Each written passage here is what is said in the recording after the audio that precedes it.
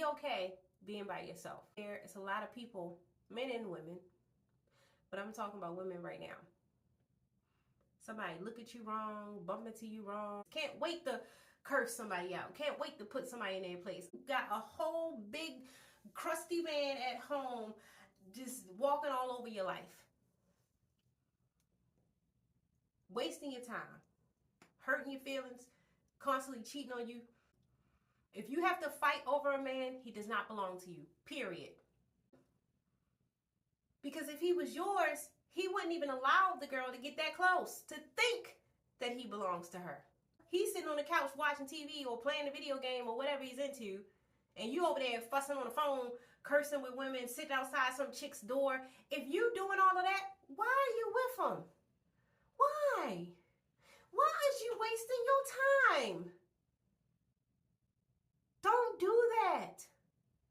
Because he's making you look like a fool.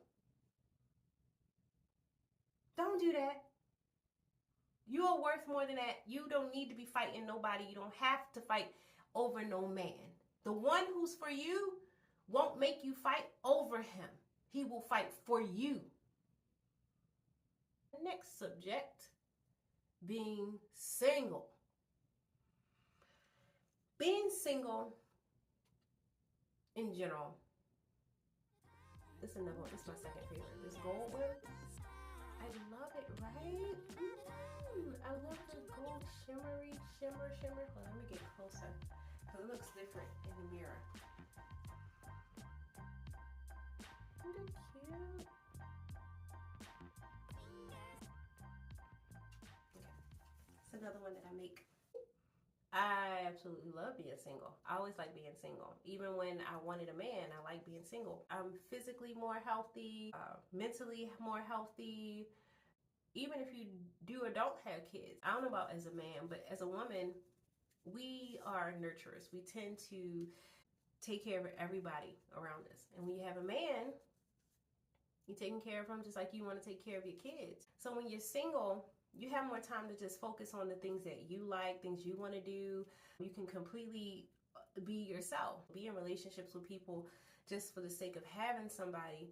You can share spirits and things and jump off of that person and get to you and be attacking you. And so if this person has a spirit of gluttony or addiction, like I had addiction, you can be passing that on to the person. You're supposed to be able to learn and take from each other. But if you only giving negative to each other, then that's all you're sharing. I like to be fit. I like to jog. I'm into music. Being in a relationship with somebody who is basically has no hobbies and is bland, and now you're sitting around bored because if you feel like you're trying to do what you want to do, but this person ain't doing nothing, you either got to carry them along with you with everything you do, because you got to try to coddle them and make them feel included because they have nothing to include themselves into. Or you just have to stop doing whatever you're doing so you can give them attention. I keep looking at my lips. Can y'all tell? Because I like this. Y'all better get these lip glosses. They be glossing. And again, they not just pretty. They feel good too. Being single is great.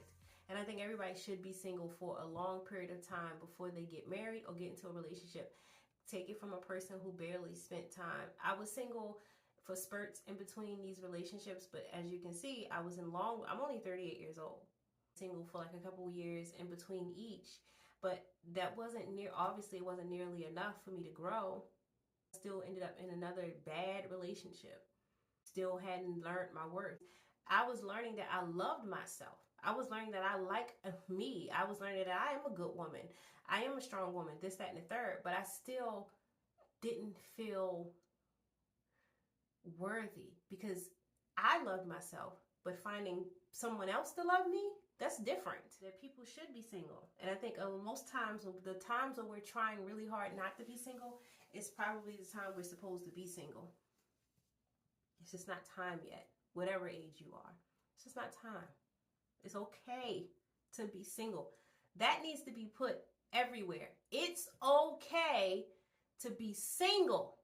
Stop making women feel desperate or feel bad for not being married or for not having kids.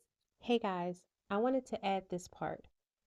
that when I was trying to have my 4-year-old daughter, I couldn't. I was trying to get pregnant for almost a year.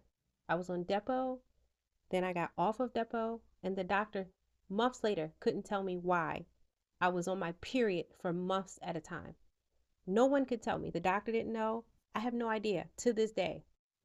Now I realize God was then trying to stop me from having a child with him. I forced it.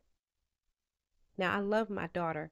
I would never regret any of my children. I don't care how they got here. I love them. But at that time, God was trying to stop it. There is a reason for every season, y'all. Who keep trying to have babies and they having miscarriages. I can't tell you how that feels, but a lot of them are trying to have children because they just think that's what they're supposed to do. They get married and they plan on having a child with their husband, and now they can't have children. So now they feel unworthy. Now they like, oh, that's the one thing I'm supposed to do is give them a child, and I can't.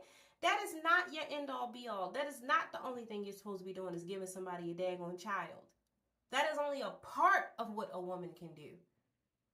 There's a million things that you can do, and there's a million other ways to get children, but that should not be idolized. God is not giving people children for a reason. Maybe you're not meant to be a mother. Maybe you're meant to be a mother in a different way, but we make plans and God laughs. Ask God, what is the plan? Because we keep trying to make up plans, but he already has the blueprint. We refuse to ask him because people don't like giving up control. But you know what? I'm okay with it. Jesus, take the wheel, okay?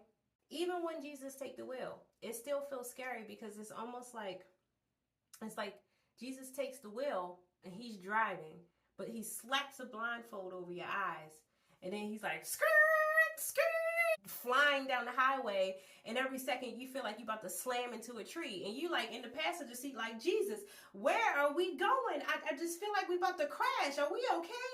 And he's all calm, just driving like, be still and know that I am God. That's what it feels like. But guarantee you, he knows what he's doing. All of those jerks, all those back and forth, all that's happening in the car ride is building your resilience. Showing you what you can take, what your worth is, how strong you are, what you want, what you don't want. Let him take the wheel. Being single with kids. Tell you, it's never a dull day. It's like, no. I have really good kids. My kids don't be doing nothing. So if they call and say they punched somebody in the face, I'm like, oh, somebody must have did something, because my kids don't bother people. They don't bully people. That's off the subject as usual. But basically what I'm saying is single with my kids is a delight. I really enjoy being with my babies, which I really think that being single is definitely okay.